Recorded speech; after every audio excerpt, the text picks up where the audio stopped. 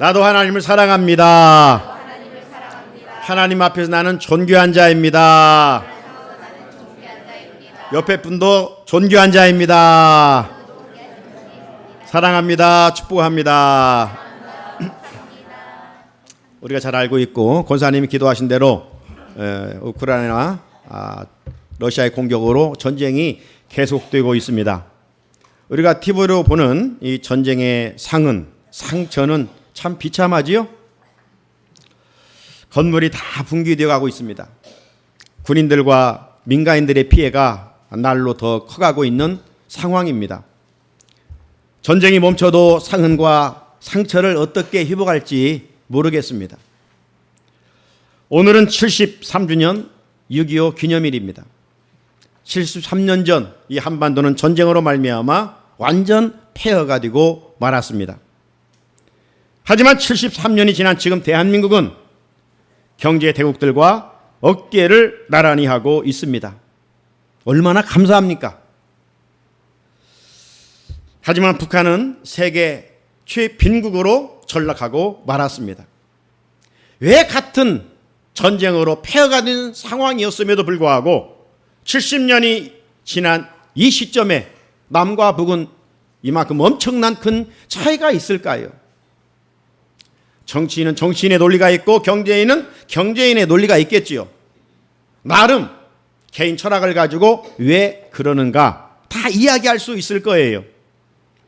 하지만 우리는 그리스도인으로서 여기에 대한 질문의 답은 간단합니다. 남한에는 하나님을 섬기는 백성들이 있고 북한에는 하나님을 섬기는 사람들을 잡아 죽이기 때문입니다. 남한에는 곳곳에 교회가 있고 북한에는 교회를 다 불태워 버렸기 때문입니다. 이 남한 땅에는 새벽을 깨워 또 알게 모르게 나라와 민족을 위하여 기도하는 사람이 있고 저 북한에는 기도하는 사람을 잡아 감옥에 가두고 처형하기 때문입니다. 남한은 하나님을 백성들이 많이 인정을 하고 저들은 하나님을 무시하는, 인정하지 않는 무신론주의자들, 인간을 하나님 삼고 살기 때문입니다. 그래서 한마디로 대한민국은 애국가 가사처럼 하나님이 보호하사 우리나라 만세인 줄로 믿습니다. 하나님이 보호하사. 73주년 6.25 기념일을 맞아 역사에 주신 하나님께 내 나라와 민족을 품고 지금까지도 기도해 오셨거니와 더 뜨거운 기도로 하나님께 부르짖는 우리 성산의 성도들이 되시기를 바랍니다. 기도가 최고의 애국입니다. 기도하는 민족은 하나님이 지켜 보호해 주시는 줄로 믿습니다.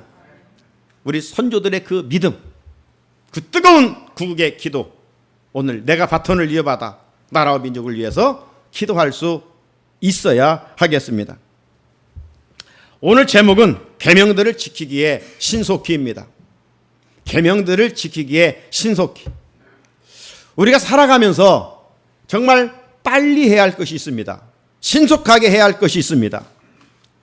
신속하게 하지 아니하면 손해를 보고요, 피해를 입고요, 또 불이익을 당하고요, 사고도 당할 수가 있습니다. 은행이자 돈을 빌렸으면 빨리 갚아야 되겠죠?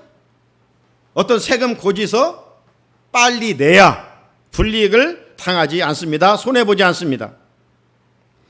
이 자동차 시대에 자동차 소모품들이 많아요. 소모품을 제때 교환해 주어야 운행에 지장이 없고 사고도 미연에 방지할 수가 있습니다.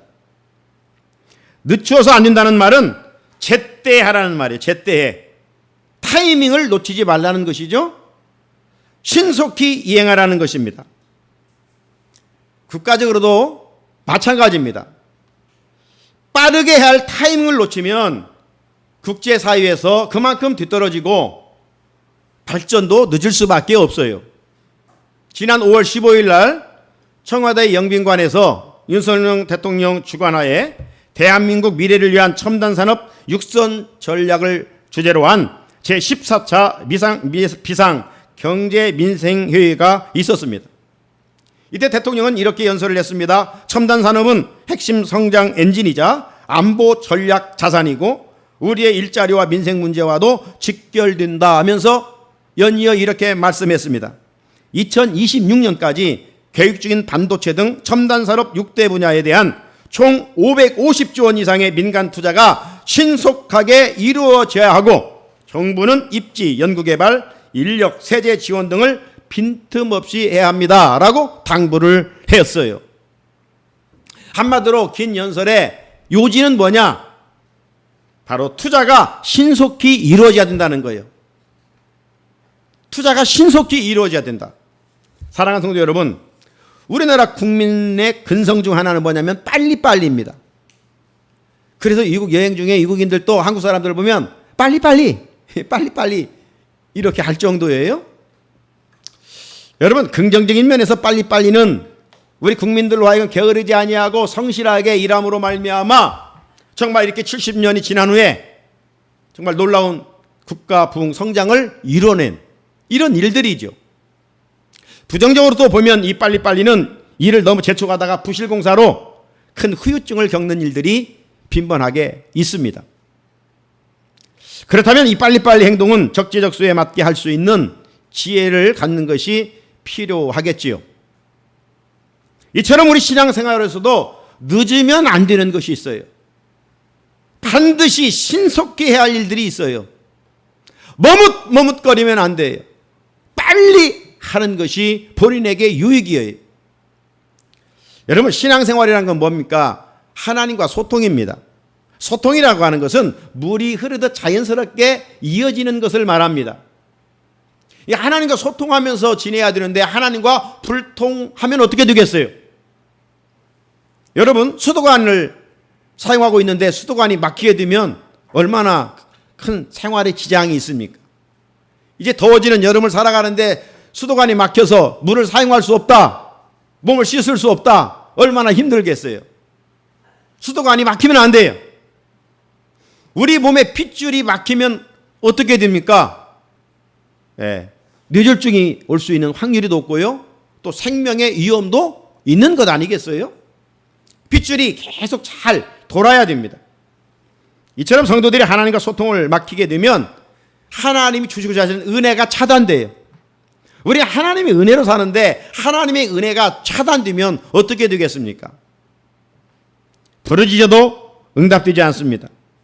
하나님과 소통하기 위해서는 신속히 해야 할 기본적인 일들이 있다고 성경은 말씀하고 있어요. 무엇을 신속히 해야 되는가? 첫째, 마음의 죄를 신속하게 회개해야 됩니다. 요한계시록을 보게 되면 7교회가 나오죠.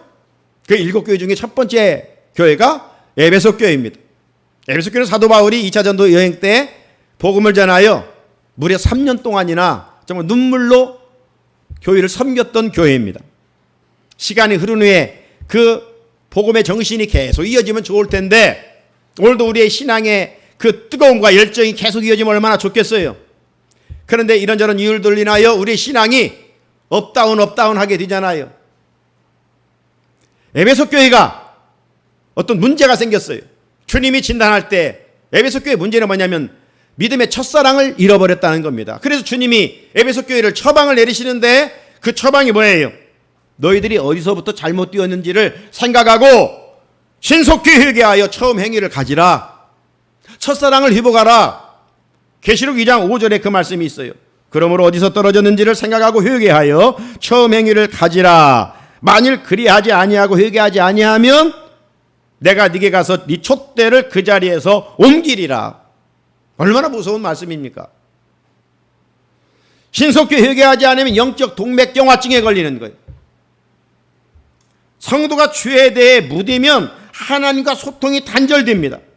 그런데 오늘날 그리스도인들조차 죄를 짓고도 말씀에 순종하지 않고도 회개하지 않습니다. 죄에 대해 예민하게 반응하지 않는 것은 정말 큰 문제입니다. 하나님은 우리의 마음, 우리의 생각까지도 읽으신 분이시에요. 우리의 현실을 잘 알고 계시는 분이셔요. 그래서 항상 말씀으로 처방을 하셔요. 누가 회개하지 않는 줄 알고 하나님은 또 이렇게 말씀하시요. 요한계시록 2장 21절에 사도 요한을 통해서 또 내가 그에게 회개할 기회를 주었으되, 하나님은 죄를 졌다고 해서 금방 멸하시는 하나님이 아니셔요. 사랑의 하나님이시기 때문에 회개할 수 있는 기간을 노아 시대 때도 금방 홍수로 멸망한 것이 아니라 120년을 줬어요. 그렇다면 오늘날 우리가 살아가 있는 동안 끊임없이 회개할 수 있는 기회를 주고 있는 거예요. 그게 하나님의 사랑입니다. 그 하나님의 사랑 앞에 어떤 죄라도 회개하면 하나님은 당신의 아들의 십자가의 보혈로 다 덮어주시고 용서해 주시고 기억도 하지 않으신대요.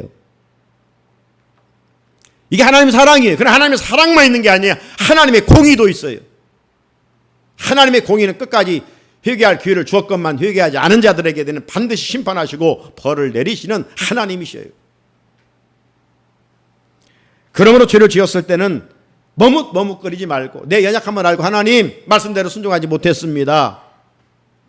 이 시간도 마음을 찢으며 회개하오니 주의 보혈로 덮어주시고 용서해 주십시오. 회개할 때 하나님은 다시 그 용서해 주시고 하나님과 소통을 이어가시는 거예요. 죄는 빨리 회개해야 돼요. 둘째, 형제와 불화를 신속히 회복해야 돼요. 예수님은 산상수훈을 통해서 이렇게 말씀을 하신 바 있습니다. 마태복음 5장 24절에 애물을 제단 앞에 두고 먼저 가서 형제와 화목하고 그 후에 와서 애물을 드리라.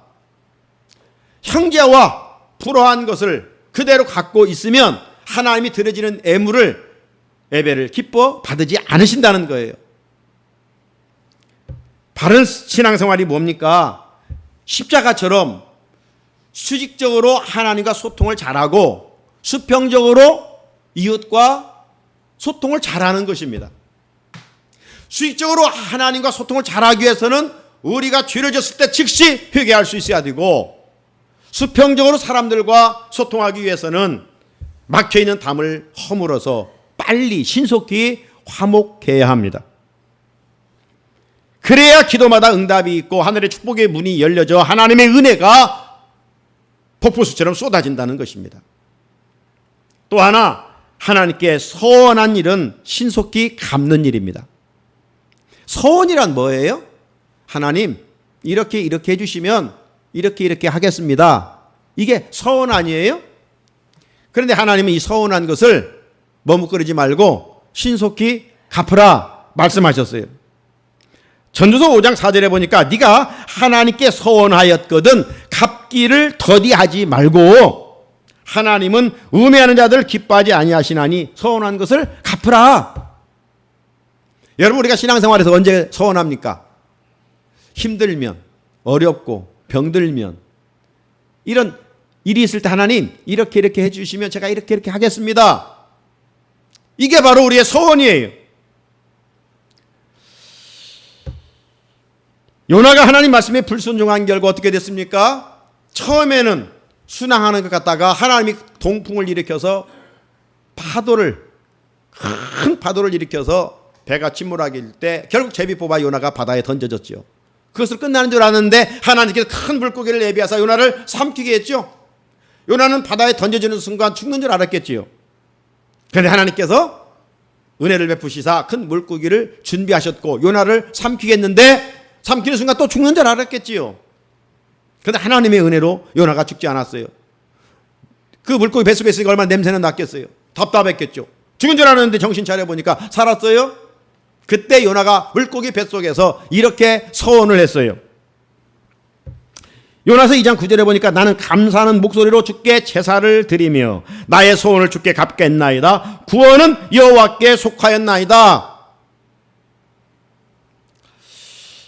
요나는 니느웨 백성들이 싫었어요. 왜냐하면 일본과 우리나라 관계거든요. 일본이 우리나라를 힘들게 할 때가 있었잖아요. 그러니 일본은 망해야 된다. 우리 백성 중에 이런 생각들이 잠재적으로 있어요.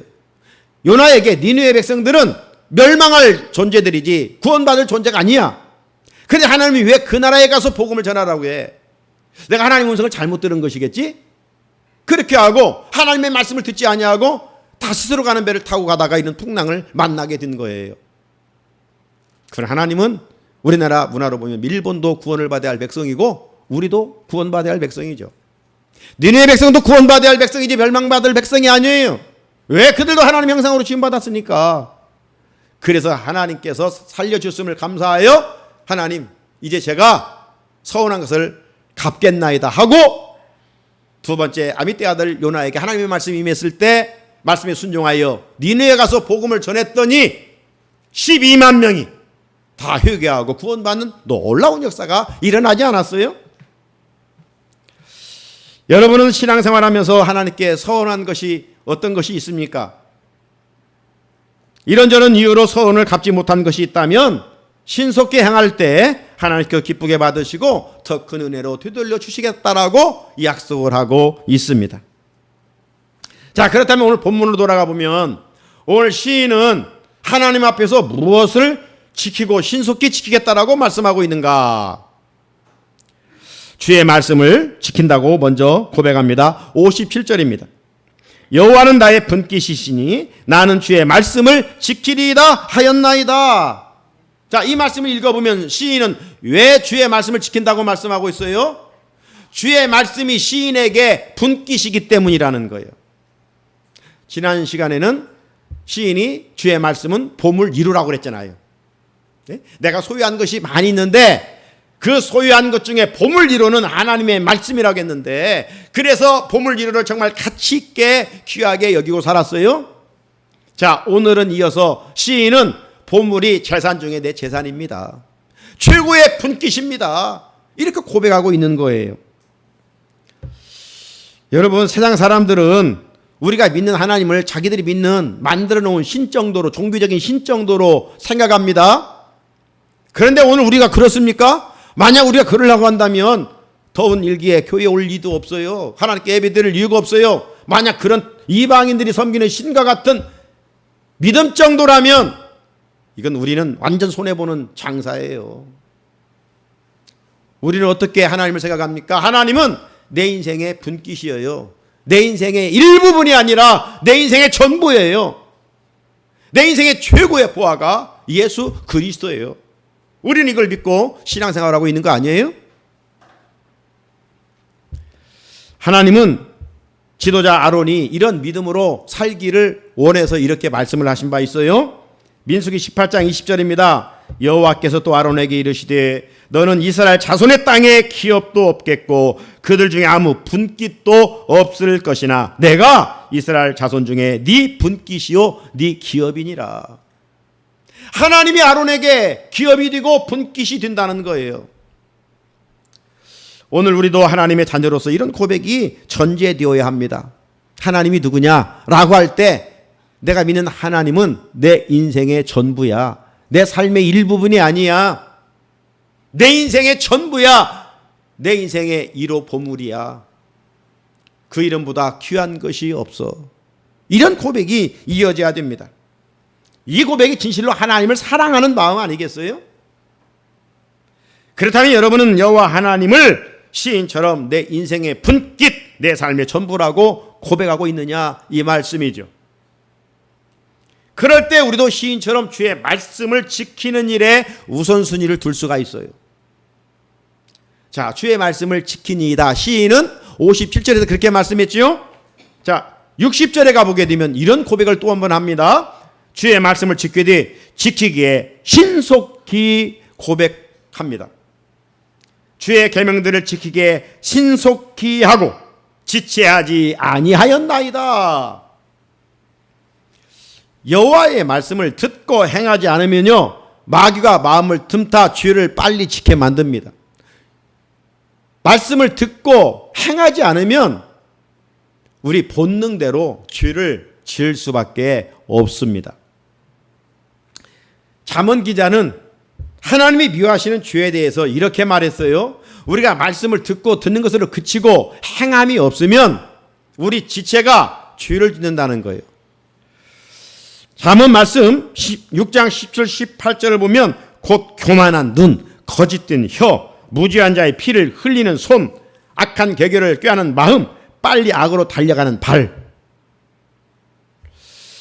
대부분 죄를 짓는 우리 몸의 지체는 눈입니다. 보는 것으로. 말하는 혀, 행동하는 손, 그리고 마음, 또 움직이는 발. 하나님은 우리의 이 지체로, 몸의 지체로 의의 병기가 되어 하나님께 영광을 돌리기를 원하시는데 왜 우리가 우리 몸의 지체로 하나님께 영광을 돌리지 못하고 죄를 지켜드릴 것일까요? 그건 다른 게 아니에요. 하나님의 말씀을 듣고 우리가 말씀대로 신속히 순종하지 않기 때문입니다. 말씀 앞에 머뭇거리기 때문입니다. 따라서 말씀과 사탄의 관계는 이렇다 할 수가 있습니다. 말씀을 듣고 지켜 살면 사탄은 내 안에서 꼼짝 못하고 우리가 죄를 멀리하고 죄를 이기고 살지만, 말씀을 듣고 순종하지 아니하면 마귀는 내 마음을 틈타 죄를 짓게 만든다는 겁니다. 그렇다면 죄를 짓는 것은 말씀의 빈곤 때문이겠죠. 지금 어떤 말씀에 순종하지 못하고 있습니까? 그 부분까지 순종하라는 것입니다. 그것이 나를 복되게 하기 때문입니다. 사랑하는 성도 여러분, 지금 말씀과 더불어 어떤 삶을 살고 있습니까? 말씀을 받고 순종하고 있습니까? 아니면 내 입맛대로 먹고 마시고 있습니까? 어떤 일에 늦었다고 할 때 가장 빠르다고 하잖아요. 그동안 말씀에 순종하지 못한 부분이 있다면, 전반기를 살아오면서 하나님의 말씀에 내 의지대로 산 부분이 있다면 회개하고 다시금 주여 하나님 말씀대로 살겠노라고 결단할 수 있는, 그리고 순종할 수 있는 우리들이 되어야 됩니다. 하나님은 항상 순종하는 곳에 역사하셔요. 포도주가 떨어졌다, 물을 채우라. 우리 본능과는 충돌됩니다. 그러잖아요. 그런데 순종하니까 맛볼 수 없었던 포도주가 만들어지는 거예요. 여리고성을 돌으라는 겁니다. 돌다가는 여리고성 군인들에게 화살에 맞아 죽습니다. 그런데 하나님은 돌으라는 거예요. 돌으니까 그 강한 여리고성이 무너지는 거예요. 하나님의 명령은 우리 본능과 늘 충돌돼요. 맞지 않아요. 내 생각과는 전혀 아니에요. 내 생각대로 보면 내가 더 똑똑한 것 같아요. 똑똑한 사람은 내 생각대로 하는 것이고, 하나님이 위대하신 것을 아는 분, 하나님 말씀대로 순종해서 하나님이 하신 일을 경험하고 살아가는 거예요. 여러분, 우리 인간은 약하죠. 우리가 다짐도 해보고 결단도 해보지만 결단과 다짐한 대로 살면 얼마나 좋겠어요? 그래서 시인은 말씀을 신속히 지키기 위해서 하나님께 전심으로 간구했어요. 자기 힘으로는 말씀대로 살 수 없음을 시인은 알았어요. 그래서 연약함을 하나님이 도와주셔서 순종할 수 있도록 은혜를 주십시오. 전심으로 간구했어요. 자, 58절 같이 읽어보면 58절 시작. 내가 전심으로 주께 간구하였사오니 주의 말씀대로 내게 은혜를 베푸소서. 아멘. 시인은 기도의 능력을 알았습니다. 기도하면 하나님께서 좋은 것으로 응답하시는 것을 분명히 확신했습니다. 그렇기 때문에 기도로 하나님을 만난 사람은 적당하게 기도하지 않습니다. 기도의 맛을 아는 사람은 전심으로 하나님께 기도합니다. 그런데 오늘날 그리스도인들 중에는 기도를 종교 어떤 행위처럼, 요식 행위처럼 하는 이들이 있습니다. 제가 지난주 임지계시계 순서 맡아서 갔는데 노회장 목사님이 설교하면서 그런 대목을 한 대목 언급하더라고요. 요즘 식당에 가게 되면 그리스도인들이 많이 있을 텐데 기도한 사람을 별로 보지 못한다. 그러면서 기도는 안 할 수 없고 사람들을 보는 것 같아서 괜히 뭐 얼굴에 뭐 묻은 것처럼 이렇게 하고 밥 먹는다는 거예요. 여러분 얼마나 창피합니까 이게? 예? 기도하는 일이 부끄러운 일입니까? 오늘 예수 믿는 사람들의 수준이 이 정도밖에 안 되니 세상 삶의 자리에서 어떻게 그리스도의 선한 영향력을 끼치고 살아갈 수가 있겠어요? 그리스도인을 믿는 걸 자랑스럽게 여기고 당당하게 여겨야 되는데 믿는 것을 부끄럽게 여겨요. 네? 그러니 부끄러운 짓을 하며 살 수밖에 없는 거예요. 적당하게 살아가는 거예요. 그리스도인 아이덴티티의 정체성을 드러내지 못하는 거예요. 여러분, 우리가 죄를 이기려면 내가 예수 믿는 것을 선포해버려야 돼요. 그래도 연약하게 죄를 짓는데 숨기면 죄와 짝하고 대충 살겠다는 것 아니겠어요? 우리가 하나님께 안부 누구 사람에게 묻듯 대충 기도하면 안 돼요. 기도를 길게 하냐 오래 하냐 이게 중요한 것이 아니에요. 확신을 가지고 믿음으로 기도하냐 이게 중요한 것이죠. 하나님은 내 아빠가 되시고 내 기도에 응답하시고 그분은 분명 살아계시고 나에게 은혜를 공급해 주시는 분임을 믿는 사람은 기도하는 것이죠. 그런데 고난 앞에 성도가 기도하지 않고 세상 방법으로만 해결하려고 한다면 어찌 그를 그리스도인이라고 할 수 있겠느냐 이 말이죠. 왜 고난이 왔는데도 기도할 생각을 하더냐? 평상시 기도 훈련이 안 되어 있기 때문에 그렇습니다. 다윗처럼 행동하기 전 먼저 하나님께 묻는 좋은 습관을 가져야 돼요. 이것이 세상을 승리하는 그리스도인의 지혜요 능력입니다. 시인은 전심으로 하나님께 기도할 때 약속한 대로 주의 말씀의 은혜를 누렸습니다. 닥터부르 별명을 가진 야고보 있잖아요. 야고보서는 5장으로 그의 서신을 기록하고 있는데 1장에서부터 기도를 시작해서 기도로 이어가고 마지막 5장에서 기도로 마치고 있음을 볼 수가 있어요. 야고보서 1장 5절에 이 말씀이 있어요. 너희 중에 누구든 지혜가 부족하거든 허이 주시고 꾸짖지 하시는 하나님께 구하라. 그리하면 주시리라. 그리고 마지막 5장 17절 18절에 엘리야를 끄집어 드립니다. 엘리야가 특별한 사람이 아니다. 엘리야도 우리와 성정이 똑같은 사람이다. 우리와 다른 점이 없는 그도 죄인이다. 사람이다. 그런데 그가 비가 오지 않기를 간절히 기도한즉 3년 6개월 동안 땅에 비가 오지 아니하고 다시 기도하니 하늘이 비를 주고 땅이 열매를 맺었느니라. 기도의 능력에 대해서 야고보가 마무리를 하고 있습니다. 기도는 하늘의 문을 닫기도 하고 열기도 하는 놀라운 능력을 동반합니다. 말씀의 생기로 살아나기 위해서는 우리들도 주신 말씀을 붙들고 기도할 수 있어야 됩니다. 끝으로 시인은 말씀과 기도로 그의 행위가 주님 보시기에 합당한 삶을 살게 됐다라고 고백합니다.